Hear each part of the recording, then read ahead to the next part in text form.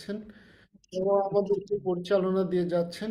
আপনি যে অবস্থাতেই থাকেন না কেন এই সময় আসুন আমরা তার শ্রীচরণে নিজেদের হৃদয় সমর্পণ করি। হয়তোবা আপনার মনে অনেক কষ্ট, পরিবারে অনেক সমস্যা, অর্থনৈতিক যন্ত্রণা, বিভিন্ন ধরনের যাতনায় আমরা ক্লিষ্ট, কিন্তু প্রভুর কাছে আমরা আসি এই সময় এবং হৃদয় উত্তোলন করি। কেননা বাক্যে লেখা আছে, ফিলিপিও তার 4 অধ্যায়ে লেখা আছে, তোমরা প্রভুতে সর্বদা আনন্দ করো। পুনরায় বলিব, আনন্দ করো। তোমাদের শান্তি ভাব মনুষ্য মাত্রের বিদিত হোক।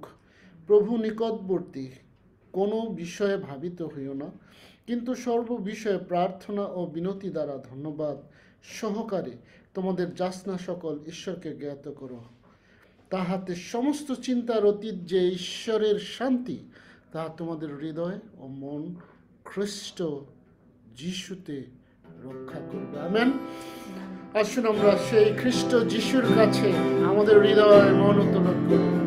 হালেলুয়া। যতক্ষণ থাকবো আমরা আরাধনায়, প্রশংসায় এবং তার সংকীর্তনে আমাদের সমস্ত হৃদয় মন উজাড় করে দিই। হালেলুয়া।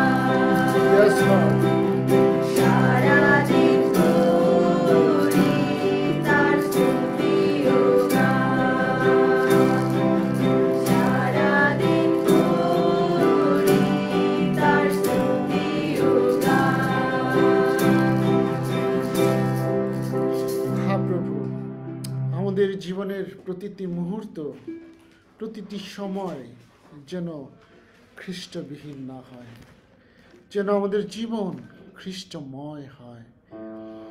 বাক্যে এই কথা লেখা আছে। এই কথা আমি অনটন সম্বন্ধে বলিতেছি না, কারণ আমি যে অবস্থায় থাকি তাহাতে সন্তুষ্ট থাকিতে শিখিয়াছি। আমি অবনত হইতে জানি, উপচয় ভোগ করিতেও জানি। প্রত্যেক বিষয়ে ও সর্ব বিষয়ে আমি তৃপ্ত কি ক্ষুধিত হইতে ও উপচয় কি অনটন ভোগ করিতে দীক্ষিত হইয়াছি। যিনি আমাকে শক্তি দেন, তাহাতে আমি সকলই করিতে পারি। হালেলুয়া। তিনি আমাদের শক্তি দেন। হালেলুয়া। তার শক্তিতে আমরা শক্তিশালী হই।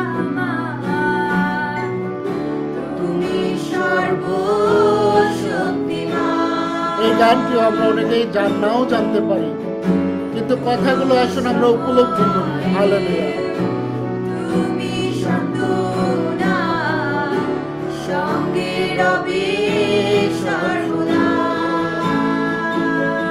যিশু মসিহ